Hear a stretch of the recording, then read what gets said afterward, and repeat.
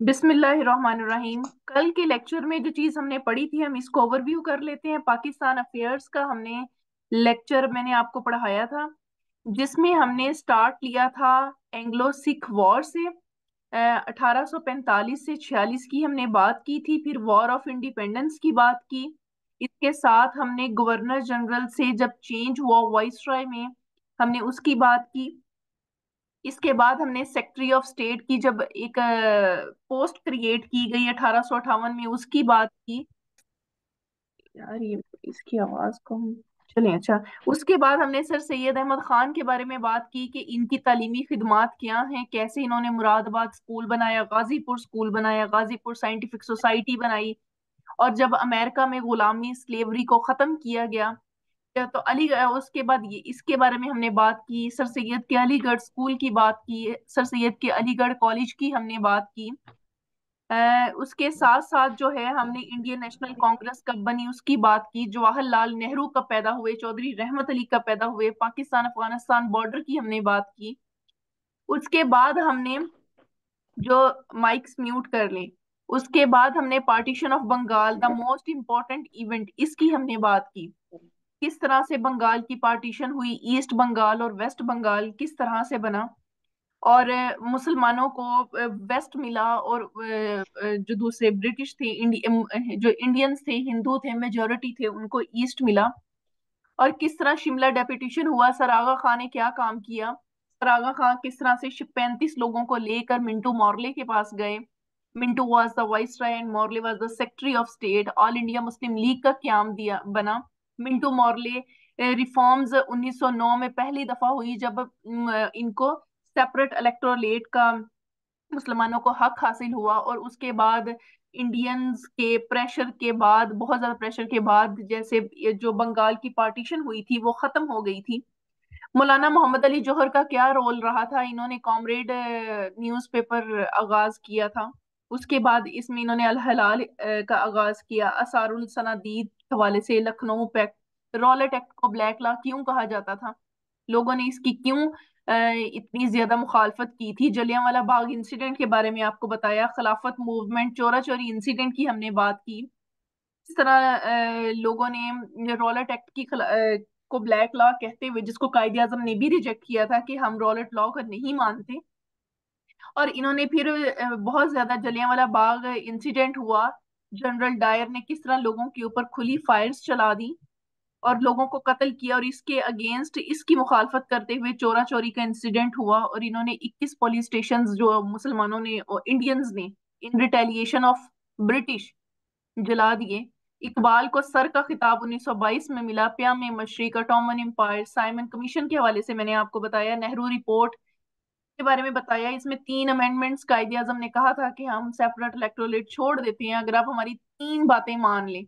लेकिन वो 3 भी जो कि गांधी को मंजूर नहीं थी, कांग्रेस को मंजूर नहीं थी, तो कांग्रेस ने उसको भी रिजेक्ट कर दिया। तो कायदे आजम ने किस तरह 14 पॉइंट दिए। और यहाँ पर आकर हमारा लेक्चर एंड हो गया था। ये हमारा कल का सारा लेक्चर था। हमने 1929 तक पढ़ लिया था। आज जो हमारा लेक्चर है वो हमारा नेक्स्ट लेक्चर है, जो हम पढ़ने वाले हैं। इसमें अगला जो है मैं आपको शेयर कर देती हूँ इस स्क्रीन पे अभी। आज का जो हमारा लेक्चर है वो 1929 से आगे का है। इससे आगे हमने चलना है। आपको स्क्रीन नजर आ रही है? कोई एक बंदा मुझे बता दे, स्क्रीन क्लियर नजर आ रही है? Yes ma'am. सॉरी, मेरी तरफ से रिकनेक्टिंग होने लग गई थी। मेरी आवाज क्लियर आ रही है?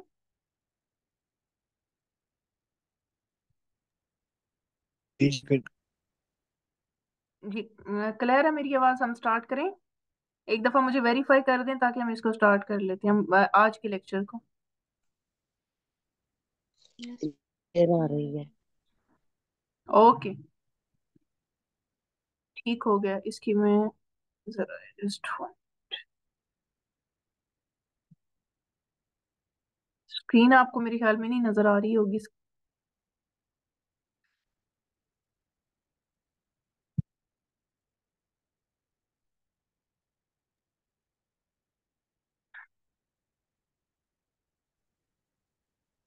जी, तो आज का हमारा जो लेक्चर है वो 1929 से आगे हमने ऑनवर्ड पढ़ना है, जिसमें 1900, अब जब कायदे आजम ने अपने 14 पॉइंट्स दे दिए थे, तो हुआ ये कि अच्छा उसके बाद अब ये 14 पॉइंट्स भी इन्होंने दे दिए। अभी तक फिलहाल फाइनल कुछ भी नहीं हुआ, अभी तक चीजें चल रही थी। ठीक है, अब हुआ ये कि सॉल्ट लॉ आ गया। ब्रिटिश ने ना क्या किया, सबके ऊपर पाबंदी लगा दी कि आप अपना सॉल्ट, ना तो नमक, ना तो आप बेच सकते हैं, ना ही ये खुद कलेक्ट कर सकते हैं मिनरल्स के तौर पर। आप कलेक्ट भी नहीं कर सकते, सॉल्ट लॉ दे दिया। तो गांधी ने क्या किया, और इन्होंने कहा जी जो हमारा नमक है ना, आप लोग वही परचेज करेंगे, वही खाएंगे, अपना ना तो। और ये बेसिकली इन्होंने ना इनको इंडियंस को, ब्रिटिश ने इंडियंस को कि वो, ताकि ये लोग आगे ना निकले, इन लोगों को मजीद जो है इनकी मार्केट ना बने, इन्होंने सॉल्ट ला लेकर आ गए थे। आपने हमारा ही खरीदना है और हमारा ही खाना है। तो गांधी ने क्या किया, इनके सॉल्ट लॉ को ब्रेक किया और डंडी मार्च स्टार्ट कर लिया। ये एक मार्च स्टार्ट किया था कि जी हम आपकी नहीं मानते। और सिविल डिसोबीडियंस मूवमेंट का भी आगाज हो गया था। ये वही था कि हम ब्रिटिश की कोई चीज नहीं खाएंगे, जो मर्जी हो जाए, हम अपनी चीजें पैदा करेंगे और उन्हीं को खाएंगे। और तो इसमें तीन सवाल अब पैदा हो गए हैं जो पेपर में आते हैं। तो गांधी ने ब्रेक किया था साठ लॉ को। इसके लिए, इसके साठ लॉ को खत्म करने के लिए इसने क्या स्टार्ट किया था, डंडी मार्च। और इसके साथ सिविल डिसोबीडियंस मूवमेंट का आगाज हो गया था 1930 में। अच्छा, 1930 के बाद ना अब स्टोरी बड़ी अजीब सी हो जानी है, मतलब अजीब ये कि बड़ी इसमें तवज्जो से आपने इन चीजों को समझना है। क्योंकि मुसलमान चाहते थे कि हमें सेपरेट, हमारा अपना कॉन्स्टिट्यूशन हो, हमें अलग जो है ना एक स्टेट मिले, अलग रियासत मिले, हम हिंदुओं के साथ नहीं रह सकते। अब हुआ ये कि पहली राउंड टेबल कॉन्फ्रेंस होती है लंदन में, इसी चीज के लिए, इन्हीं मसाइल को देखते हुए पहली राउंड टेबल कॉन्फ्रेंस होती है 1930 में। होती कहाँ है, लंदन में होती है। ठीक है, और ये 1900 नवंबर 1930 से स्टार्ट होती है और जनवरी 1931 तक आती है। अब इसमें जो सवालात पूछे जाते हैं, एक तो सवाल ये पूछा जाता है कि राउंड टेबल कॉन्फ्रेंस हुई क्यों थी। ये ना ऐसे गोल मेज कॉन्फ्रेंस इसको बोलते हैं, गोल मेज था ना, तो सारे इसके आगे पीछे ऐसे बैठे थे, बड़ी एक, जिसमें इन्होंने कांग्रेस को भी इनवाइट किया। ये किया किसने था, ब्रिटिश ने किया था। इन्होंने कहा सबको बिठाएं, यहाँ बिठा के हम बातचीत करते हैं और अपने इन मसाइल का हल निकालते हैं कि हमने मुसलमानों को और हिंदुओं के लिए अलग स्टेट्स बनानी है, क्या करना है, किस तरह इनको क्योंकि मुसलमान तो सेपरेट इलेक्शंस चाहते हैं, अपनी अलग एक हुकूमत चाहते हैं। अब हुआ ये कि पहली जब कांग्रेस, फर्स्ट कांग्रेस हुई है ना, पहली कांग्रेस हुई, इसमें सॉरी पहली राउंड टेबल कॉन्फ्रेंस हुई ना, फर्स्ट वाली जो फर्स्ट हुई है, कांग्रेस ने कहा हमने ज्वाइन ही नहीं करना। पहली राउंड टेबल कॉन्फ्रेंस को कांग्रेस ने ज्वाइन ही नहीं किया। ठीक है, सेकंड को कांग्रेस ने ज्वाइन किया। अच्छा, यहाँ पर जब इन्होंने ज्वाइन नहीं किया ना, तो कायदे आजम ने यहाँ पर अपनी बहुत सारी बातें मनवा ली थी। कांग्रेस को रियलाइज हुआ कि ये तो मैंने बहुत बड़ा गलत काम किया। ये तो ब्रिटिश जो हैं मुसलमानों के लिए सेपरेट इलेक्टोरेट पे भी मान गए हैं, कॉन्स्टिट्यूशनल रिफॉर्म्स के लिए भी मान गए हैं। तो गांधी भागा आया और इसने सेकंड राउंड टेबल कॉन्फ्रेंस को ज्वाइन कर लिया, सेकंड वाली को कर लिया। सेकंड वाली भी 1931 में ही हुई थी, थर्ड वाली 1932 में हुई थी। इस चीज को आपने याद रखना है। सेकंड को इसने ज्वाइन कर लिया और उसके बाद थर्ड को भी कांग्रेस ने ज्वाइन किया। अच्छा, सवाल ये आता है कि पहली को कौन सी कॉन्फ्रेंस थी जिसको कांग्रेस ने ज्वाइन नहीं किया था, तो कांग्रेस थी पहली वाली, फर्स्ट राउंड टेबल कॉन्फ्रेंस थी जिसको कांग्रेस ने ज्वाइन नहीं।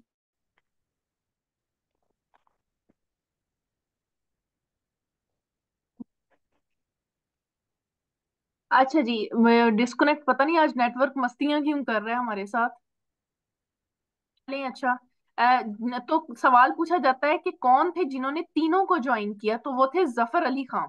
इन्होंने, ये है जफर अली खान, वाहिद वो इंसान था जिन्होंने तीनों कॉन्फ्रेंसेस को अटेंड किया था। उसके बाद जो सवाल पूछा जाता है कि सेकंड कौन सी कॉन्फ्रेंस थी जिसको अल्लामा इकबाल ने ज्वाइन किया था, तो that was the second conference, जिसको जिसमें अल्लामा इकबाल शामिल हुए थे। बाकी ना फर्स्ट में ना थर्ड में नहीं आए थे ये। ठीक हो गया। और एक सवाल इसमें ये पूछा जाता है कि राउंड टेबल कौन सी कॉन्फ्रेंस थी जिसका कोई रिजल्ट भी नहीं निकला था, डेट वाज द थर्ड। तीसरी भी हुई तो कोई इसका रिजल्ट नहीं निकला था। ये देखें, कांग्रेस ने बाइकआउट कर दिया था कौन सी वाली कांग्रेस कॉन्फ्रेंस मीटिंग का, फर्स्ट वाली का, फर्स्ट राउंड टेबल कॉन्फ्रेंस का कांग्रेस ने बाइकआउट कर दिया था। यहाँ तक कोई सवाल है किसी से? पूछ ले मुझसे। तो ये कांग्रेस कौन आपकी आवाज आवाज नहीं आ रही, शोर आ रहा है। है? करती तो कांग्रेस कौन थी? तो कांग्रेस तो सॉरी इंडिया थी, ब्रिटिश यानी। यार आप ना हैंड फ्री उतार दें।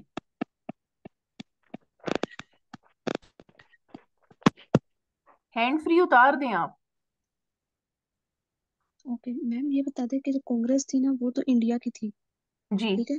और जो आप दूसरा ब्रिटिश बता रही हैं ये मतलब अंग्रेज। जो ब्रिटिश थे ना, बेसिकली पूरे इंडिया के ऊपर कौन हुकूमत कर रहे थे? वो ब्रिटिश कर रहे थे। अब कांग्रेस कह रही थी कि हमारी हुकूमत हो, हमें ज्यादा यहाँ पर सीट्स मिले, ज्यादा हमारी सेंट्रल लेजिस्लेशन में या जो है दूसरा हाउसेस जितने होते हैं पार्लियामेंट में, हमें ज्यादा सीटें मिले। पाकिस्तान मुसलमान कहते थे कि जी हमें मिले। तो इन्होंने कहा था जी हमें डिवाइड कर दें ये चीजें ना। तो बेसिक जो फिर ब्रिटिश ने क्या किया, इन दोनों को बुला लिया लंदन में कि आप लंदन में आए, यहाँ बैठ के हम बात करते हैं। ठीक हो गया। ओके। ओके।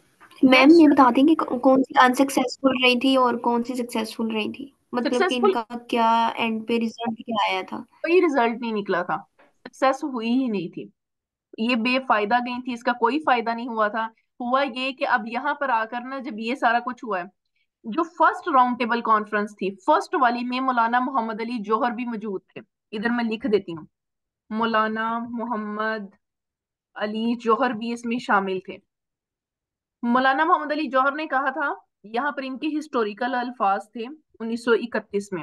इन्होंने कहा था या तो हमें एक सेपरेट लैंड दे दें, हमें अलग से, ठीक है, वरना फिर हम यहाँ से वापस नहीं जाएंगे। मैं यहाँ से वापस नहीं जाऊंगा, सेपरेट अपने लिए एक स्टेट लिए बगैर यहाँ से वापस नहीं जाऊंगा। तो हुआ यही था, 1931 में ही मौलाना मोहम्मद अली जौहर की वफात हो गई थी।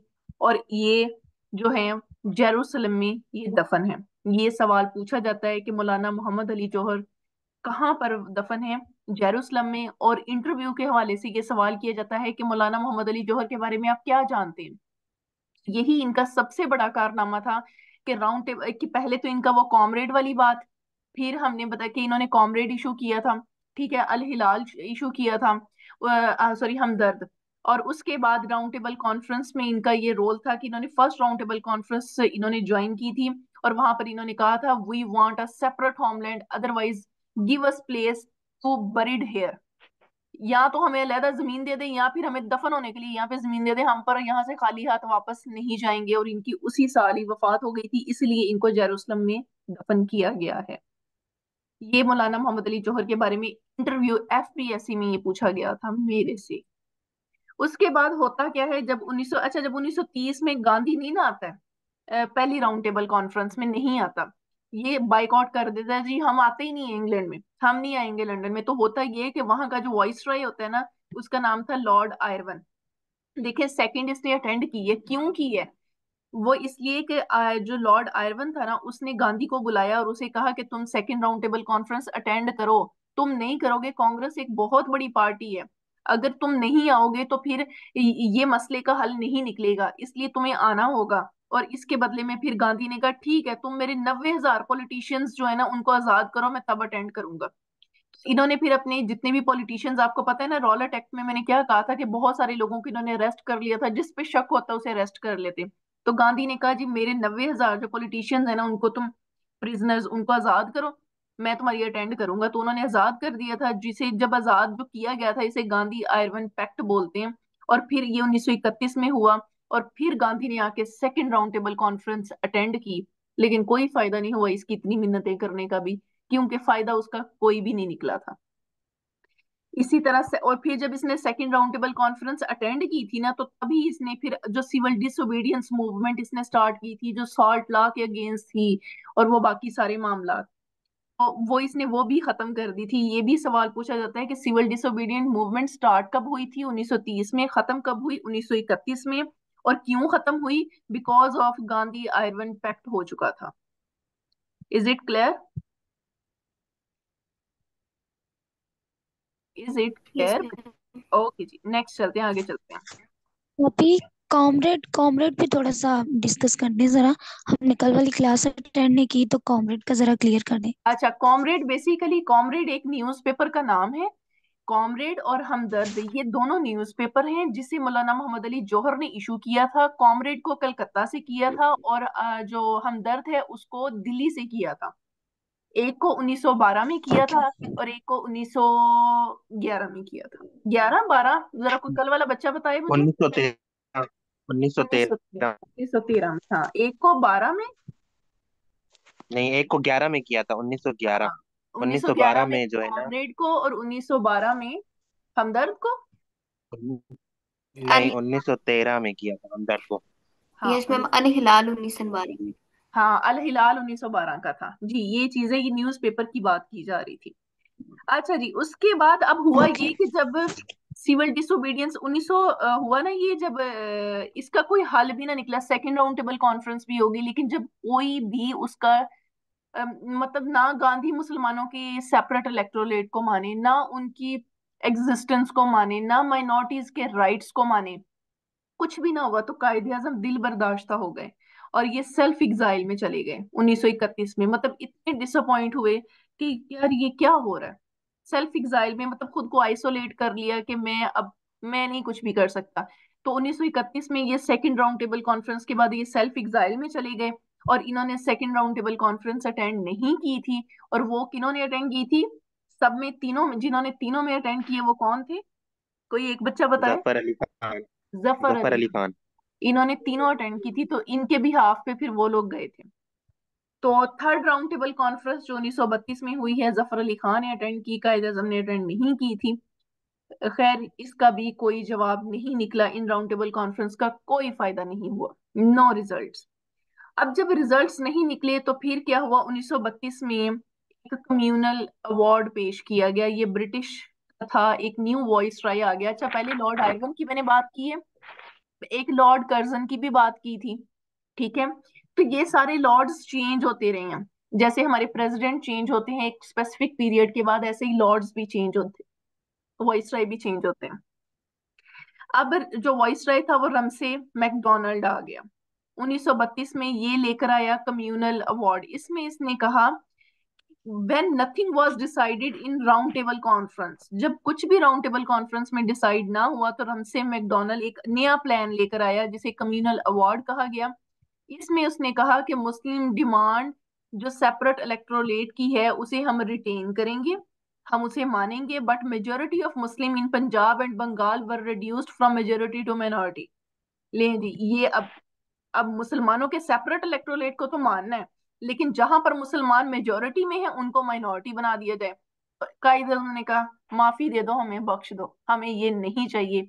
ऑल इंडिया मुस्लिम लीग ने भी इसको रिजेक्ट किया और कांग्रेस ने भी इसको रिजेक्ट कर दिया, इनके इस प्लान को। तो उन्नीस तो जो ये बना था राउंड टेबल कॉन्फ्रेंस जो हुई थी, इसमें जो डिस्कशंस हुई हैं, आपको पता है कोई भी मीटिंग होती है तो उसके मिनट्स ऑफ मीटिंग बनते हैं। इसी तरह राउंड टेबल कॉन्फ्रेंस हुई तो उसका जो रिजल्ट्स थे, जो कि कुछ भी नहीं थे, लेकिन कहने को तो कुछ भी नहीं था, लेकिन वहां पर जो बातचीत हुई है उसका एक व्हाइट पेपर तैयार हुआ और ये 1933 में तैयार हुआ। यानी ड्राफ्ट उसका तैयार हुआ, तीनों राउंड टेबल कॉन्फ्रेंस का क्रक्स। अच्छा, जब अब कायदे आजम सेल्फ एग्जाइल में चले गए थे, तो अल्लामा इकबाल ने कायदे आजम को खत लिखे और बुलाया कि आप सेल्फ एग्जाइल खत्म करें, इस तरह से नहीं गुजारा होना। आप आइसोलेशन में चले जाएंगे तो फिर मुल्क का मुसलमानों के लिए कौन आवाज उठाएगा? तो इन्होंने जो खतूत लिखे थे कायदे आजम को सेल्फ एग्जाइल में से निकालने के लिए, वो 1934 में लिखे। ठीक हो गया। अब फिर कायदे आजम को फिर एहसास हुआ कि वाकई ये सही कह रहे हैं अल्लामा इकबाल, तो मुझे उठना चाहिए, मुझे बाहर आना चाहिए, क्योंकि अगर मैं नहीं करूंगा तो कौन करेगा। तो फिर इन्होंने ऑल इंडिया मुस्लिम लीग को ज्वाइन कर लिया और उसके परमानेंट प्रेसिडेंट बन गए। कब बने? 1934 में। और 1948 तक, अपनी आखिरी जो था इनका टाइम, वहां तक फिर ये प्रेसिडेंट रहे हैं। तो सवाल पूछा जाता है कि अल्लामा इकबाल ने कायदे आजम को कब खत लिखे to quit his self exile? 1934 में। और कायदे आजम ने ज्वाइन किया ऑल इंडिया मुस्लिम लीग को और परमानेंट इसके प्रेसिडेंट बन गए 1934 में। खैर, ये हुआ तो गवर्नमेंट ऑफ इंडिया जो था, इंडियन एक्ट पास हुआ 1935 का, एंड और जो हमारे कॉन्स्टिट्यूशन बने हुए हैं ना, बेसिकली इसी में चेंजेस करके बने हुए हैं, इसलिए ये बहुत बहुत इंपॉर्टेंट है। लेकिन हमने सारे को नहीं पढ़ना, हमने सिर्फ वही पढ़ना है जो पेपर में आता है। जो मैं हमेशा कहती होती हूँ, सारा इल्म रखने की हमें जरूरत नहीं है, हमने सिर्फ उतना करना है कि हमें सरकारी नौकरी मिल जाए। तो इसके 312 आर्टिकल हैं, 10 शेड्यूल हैं, इसके 14 पार्ट है। इसको रट्टा लगा लें चाहे, बस हमने इसको रट्टा लगाना है, हमने इसके खोल खोल के नहीं पढ़ने भी कितने थे छोड़े। अब ये इन्फोर्स हुआ था 1 अप्रैल 1937 में। 35 का एक्ट है, 37 में ये इन्फोर्स होता है। इस चीज को अपने याद रखना है। लेकिन द थिंग इज, अच्छा इसमें पॉइंट्स क्या क्या थे, ऐसे दो चार जो इंपॉर्टेंट पॉइंट्स हैं, ये इंटरव्यू में भी पूछ लिया जाता है कि जी 1935 का जो एक्ट था उसके इंपॉर्टेंट पॉइंट्स क्या थे। एक तो प्रोविंशियल ऑटोनॉमी, यानी प्रोविंसेस को खुद मुख्तारियत दे दी गई, प्रोविंसेस को ज्यादा पावर्स दे दी जाए तो इसको बोलते हैं प्रोविंशियल ऑटोनॉमी दे दी गई। Dyarchy system in centre not in provinces, ये डियार्की का जो सिस्टम है इसको सेंटर में बना दिया गया, यानी सेंट्रल बोलते हैं फेडरल को। जैसे इस्लामाबाद एक सेंट्रल है, और जो बाकी के पंजाब, सिंध, बलोचिस्तान, खैबर पख्तूनख्वा, ये प्रोविंसेस हैं। डियार्की का सिस्टम होता है 2 गवर्नमेंट्स, तो उसको इन्होंने सेंटर में कर दिया लेकिन प्रोविंसेस में नहीं किया। उसके बाद 3 लिस्टें बना दी गई, जिसमें फेडरल लिस्ट बना दी गई, प्रोविंशियल और कंकरेंट लिस्ट बना दी गई। एक इंटरव्यू था मेरा असिस्टेंट का, ministry of housing and works का, लाहौर में मेरा इंटरव्यू हो। उसमें उन्होंने पूछा कंकरेंट लिस्ट क्या होती है। ऐसे कोई जालिम किस्म के इंटरव्यूअर बैठे हुए थे। ये 3 लिस्टें होती हैं, फेडरल, प्रोविंशियल और कंकरेंट। इसको भी आप लोगों ने गूगल से देख लेना कंकरेंट लिस्ट कौन सी होती है। अच्छा, उसके बाद इन्होंने कहा जी parliamentary system in provinces, provinces में पार्लियामेंट्री सिस्टम होगा और वास्ट पावर टू गवर्नर, और सारी पावर्स हम गवर्नर को दे देंगे। प्रेसिडेंट प्रेसिडेंट वगैरह नहीं होते थे ना, ये था। कायदे आजम ने ये जब सारी चीजें देखी, इन्होंने कहा कि हम इसको रिजेक्ट करते, हम इसको नहीं मानते। रिजेक्टेड बाय कायदे आजम एंड गांधी, दोनों ने इसको रिजेक्ट कर दिया था। रीजन, बियार सिस्टम। अच्छा, हमने जो था ना इसमें, जो आपको शायद याद हो, जो मोंटेक चेम्सफोर्ड रिफॉर्म्स हमने 1919 की पढ़ी थी, उसमें जो डियार्की सिस्टम था ना, प्रोविंसेस में बनाया गया था। उसमें प्रोविंसेस में डियार्की सिस्टम किया गया था, और 1935 के एक्ट में सेंटर में ये कर दिया गया। तो कायदे आजम ने कहा जो डियार्की सिस्टम प्रोविंसेस में फेल हो गया है, तो उसको अब आपने सेंट्रल में कर दिया कि यहाँ पे कैसे काम करेगा। इस पॉइंट को कायदे आजम ने कर दिया रिजेक्ट। उन्होंने कहा वास्ट मेजोरिटी टू गवर्नर, सारी आप लोगों ने उठा के दे दी है, सारी पावर्स गवर्नर को दे दी है। एंड वाइसराय अगेंस्ट डेमोक्रेसी, यानी डेमोक्रेसी के अगेंस्ट जाके अपने सारी पावर्स, मतलब गवर्नर का जो दिल करे, वाइसराय का जो दिल करे वही वो करें। नहीं, हम इस चीज को नहीं मानते, हमने डेमोक्रेसी लेके आनी है, जमहूरियत लेके आनी है, पब्लिक को लेके आना है। उसके बाद इन्होंने कहा जी मिनिस्टर्स, यानी अगर सारी पावर्स इनको दे दी जाए, इसका मतलब मिनिस्टर्स जो है सारी गवर्नमेंट सर्विसेज में इंटरफेरेंस करेंगे, ये वो। इन्होंने कहा हम इसको रिजेक्ट कर, कायदे आजम और गांधी दोनों ने इनको रिजेक्ट कर दिया। असल मसला यहाँ पर वही चीज थी कि सेपरेट हमें चाहिए, हमें हमने ये ब्रिटिश की ना बात मानने को तैयार नहीं थे। ब्रिटिश की हुकूमत थी और ब्रिटिश की बात मानने को ना कांग्रेस तैयार थी, कायदे आजम फिर भी अप टू सम एक्सटेंट तैयार थे। लेकिन जहां कायदे आजम मानते थे वहां पर गांधी नहीं मानता था। अच्छा, ये एक सेपरेट सवाल है, ये इससे रिलेटेड नहीं है। ये पूछा जाता है, बहुत दफा पीपीएससी में पूछा गया है कि बर्मा को इंडिया से सेपरेट कब किया गया, तो 1937 में। इसको मैंने इसलिए लिख दिया था कि ये 1935 के बाद 1937 आ रहा था। अच्छा जी, उसके बाद इन्होंने कहा चलें अच्छा ठीक है, छोड़े सारी बातों को, हम इलेक्शंस करवाते हैं। ये elections historical election, very important.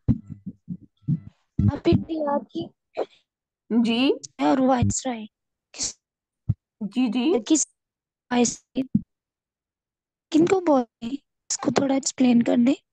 किस चीज? डीआरकी सिस्टम, वाइसराय। अच्छा, वॉइस राय बेसिकली होता है, यार आज इंटरनेट बड़ा प्रॉब्लम कर रहा है, पता नहीं मेरी तरफ ही कर रहा है कि आप लोगों की तरफ भी कर रहा है। आवाज क्लियर आ रही है मेरी? जी। अच्छा, वॉइस राय ये होता है कि जैसे मुल्क का एक हेड होता है ना, इसी तरह पहले होते थे मुल्क के गवर्नर जनरल्स होते थे, गवर्नर जनरल से वॉइस राय बन गए थे, वो कन्वर्ट हो गया था। मतलब ये हेड को ही बोलते हैं वॉइस राय। काइंडली माइक्स को म्यूट कर और लें, डीआरकी साइमा सिस्टम। बटूल माइक को म्यूट कर लें। जी। जी, ये आपने पढ़ाया ना डीआरकी सिस्टम, ये कौन सा जी सिस्टम होता है? ये होते हैं जब आप एक टाइम में दो गवर्नमेंट्स होती हैं ना, तो उसको डीआर की डुअल, दो गवर्नमेंट्स को बोलते हैं। सेंट्रल में भी होती है और प्रोविंस में भी होती है। ओ, जी, उसके बाद चलें, अब आप अपना माइक म्यूट कर लें, शोर आता है। ठीक है जी। अच्छा जी, हम पहुंच गए, अब हो गया, इलेक्शंस स्टार्ट हो गए। इन्होंने कहा चलें जी हम इलेक्शंस करवाते हैं, ये कहते जी ओके हो गया, इलेक्शंस करवाते हैं। 1937 के इलेक्शंस स्टार्ट हो गए।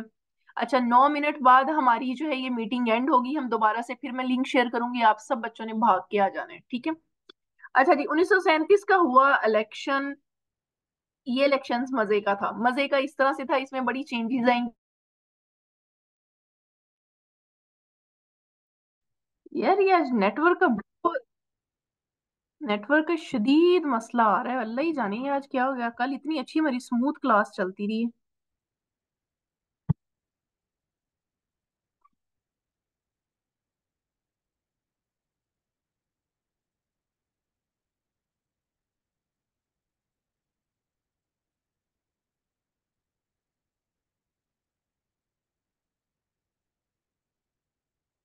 जी मेरी आवाज आ रही है? आज बहुत इसका इशू आ रहा है, एक बच्चा वेरीफाई कर दे। ये यस आ रही है। मैम, आ रही है आवाज। Okay okay. 1937 का जब इलेक्शन हुआ ना, तो 1937 के इलेक्शन में हुआ ये कि ये इन्होंने इसके जो सेंट्रल पार्ट था ना, उसको रिजेक्ट कर दिया।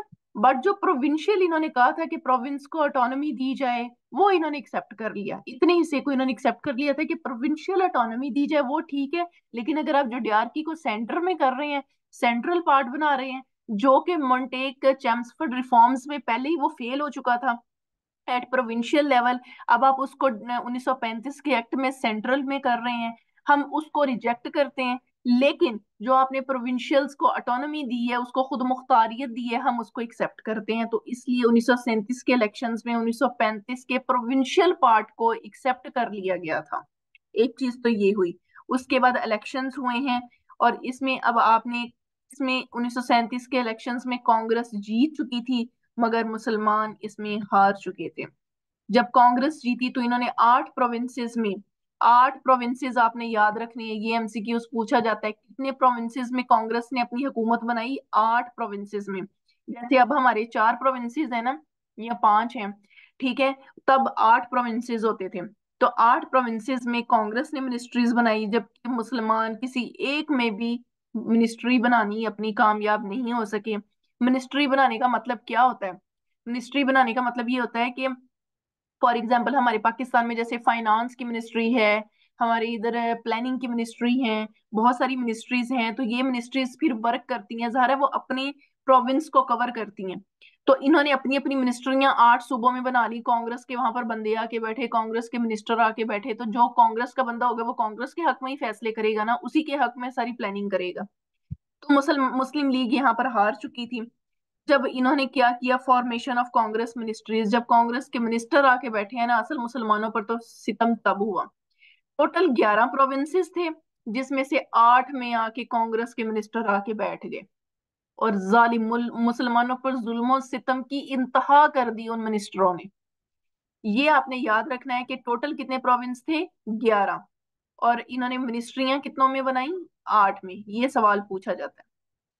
अच्छा जी, मुसलमानों ने 8, 9, 10 और 11, 3 पीछे रह गए। 3 प्रोविंसेस में मुसलमान मुस्लिम ऑल इंडिया मुस्लिम लीग बना पाई, और वो 3 थे, पंजाब, बंगाल और सिंध। सिर्फ यहाँ पर ऑल इंडिया मुस्लिम लीग अपनी सीटें मिनिस्ट्री बना पाई, जबकि 8 में बैठ गई कांग्रेस। होता क्या है? और यहाँ अच्छा जी, कांग्रेस ने मुसलमानों के साथ ब्रूटल बिहेवियर स्टार्ट कर लिया। वो क्या था? तमाम जितने भी मुसलमान थे वो कांग्रेस के अंडर काम करने लग गए। उसके बाद जो मुस्लिम लीग पार्लियामेंट्री बोर्ड बने हुए थे, जहां पर मुस्लिम लीग के मेंबर्स थे जो मुसलमानों के हक में आवाज उठाते थे, वो खत्म कर दिए गए। वंदे मातरम आना स्टार्ट करवा दिया गया। वर्दा स्कीम बना दी गई। वर्दा स्कीम ये थी कि जो यंग लोग थे ना, उनके दिमागों में हिंदू जो हीरो थे ना, वो बिठा दिए गए। जैसे हमारे राशिद मिन्हास हैं, लेकिन जो हमारे उस टाइम यंग लोग थे उनके जेनों में कोई भी कौन सा सिंह और फलां, जैसे ये बच्चों के हीरो हैं आजकल, अल्लाह खैर करे, सिद्धू मूसे वाला, ठीक है। तो इस तरह उनके जेनों में जो हिंदू हीरो थे ना, वो उनके जेनों में बिठा दिए, लेकिन जो मुसलमान हीरोज थे वो निकाल दिए कि इसके लिए इन्होंने वर्दा स्कीम बना दी। अब ये कौन लोग कर रहे थे? वो जो 8 मिनिस्ट्रीज बनी हुई थी 11 प्रोविंसेस में। उसके बाद झंडे का इन्होंने कलर भी चेंज कर दिया, 3 कलर कर दिए, ठीक है। विच शोज, जो कि ये शो करता था कि इंडिया में दो ही हुकूमतें हैं, एक पावर इन इंडिया जो कि कांग्रेस और ब्रिटिश है, इसके अलावा कोई तीसरी इसमें पावर ही नहीं है। यानी मुसलमान बिल्कुल माइनॉरिटी, झंडे में भी उनकी कोई हैसियत नहीं थी। उसके बाद विद्या मंदिर स्कीम स्टार्ट कर दी, जिसमें जितने भी नॉन हिंदू थे उनको हिंदू बनाने लग गए। ये सारे कांग्रेस के जुल्म सितम थे, उस 1937 के इलेक्शंस के कॉन्सिक्वेंसेस थे, जो कि ये सब मुसलमान all India Muslim league face कर रही थी। इसी दौरान ये सारे मामलात हुए। इसको अब उसके बाद ये थोड़ा अलग इससे हट के थी। कायद आजम मोहम्मद अली जिन्ना को कायद कायद का लकब मिला था, 1938 में मिला। एक पीरपुर रिपोर्ट आई थी, बस इसका डिटेल नहीं पूछी जाती, इसका बस ये पूछा जाता है कब आई थी, 1938 में। इसको हम अब साइड पे कर देते हैं। अच्छा, अभी हम उधर ही हैं, या जुल्म सितम हो रहा है मुसलमानों पर, मिनिस्ट्रीज बन चुकी हैं, लेकिन आपको याद हो जंगे अजीम टू भी चल रही थी दूसरी तरफ, जंगे अजीम टू ब्रिटिश की। उस टाइम जो लॉर्ड था वो लॉर्ड लिलिंथगो था, ठीक है। इसने कहा जी अब कांग्रेस ने जुल्म सितम भी कर रहा है, सब कुछ कर रहा है, ठीक है। तो इन्होंने कहा कांग्रेस को, आप हमारा वर्ल्ड वॉर 2 में साथ दें। जो जंगे अजीम 2 है, इसमें ब्रिटिश ने कहा, क्योंकि कांग्रेस की मिनिस्ट्रीज थी, इन्होंने कहा कांग्रेस हमारा साथ दे जंगे अजीम 2 में। तो कांग्रेस ने कहा ठीक है, हम आपको सपोर्ट करेंगे, हम आपको सपोर्ट करेंगे, लेकिन आप ऐसा करें सारी हुकूमत जो है ना वो हमें हैंड ओवर कर दें। कितने सियाने थे कांग्रेस वाले, हमें हैंड ओवर गवर्नमेंट कर दें। ब्रिटिश ने रिजेक्ट कर दिया। ये चीज हुई। जब रिजेक्ट किया, कांग्रेस ने कहा ठीक है, हम आपका साथ नहीं देंगे, बल्कि हम तो मिनिस्ट्रीज ही खत्म कर रहे हैं, हम रिजाइन दे रहे हैं। फिर अगर आप हमारी बात नहीं मानेंगे, हम नहीं चलाएंगे आपकी गवर्नमेंट। और ये सवाल पूछा जाता है कि कांग्रेस मिनिस्ट्रीज ने कब रिजाइन किया? 1939 में। इन्होंने तो रिजाइन किया कि जी हम ब्रिटिश को सबक देंगे, लेकिन हो गया उल्टा। उल्टा ये हुआ, मुसलमानों ने निजात का दिन मनाया, मुसलमान खुश हो गए, जान छूटी हमारी मिनिस्ट्री से, कांग्रेस की मिनिस्ट्री से, कि इन्होंने हम पर इतने जुल्म किए हुए थे, अच्छा किया, बला टल गई। तो मुसलमानों ने डे ऑफ डिलीवरेंस, निजात का दिन, 22 दिसंबर 1939 को मनाया। ये सवाल पेपर में पूछा जाता है। ये हो गया 1939 में। और फिर 1940 में सुख का सांस लेते हुए पाकिस्तान की करारदाद पेश की गई 23 मार्च 1940 को। इसने पेश की प्रेजेंटेड बाय ए के फजलुल हक। ये सवाल पूछा जाता है कि प्रेजेंट किसने की? ए के फजलुल हक ने। और इससे सेकेंडेड बाय चौधरी खलीकुज्जमान। ये भी इसी तरह ही पूछा जाता है। पंजाब से इसको सपोर्ट किसने किया? ये पूछा जाता है। तो पंजाब से जफर अली खां, फ्रॉम पंजाब। जफर अली खां से क्या याद आता है? अभी हम सवाल पूछ रहे हैं नायरा से,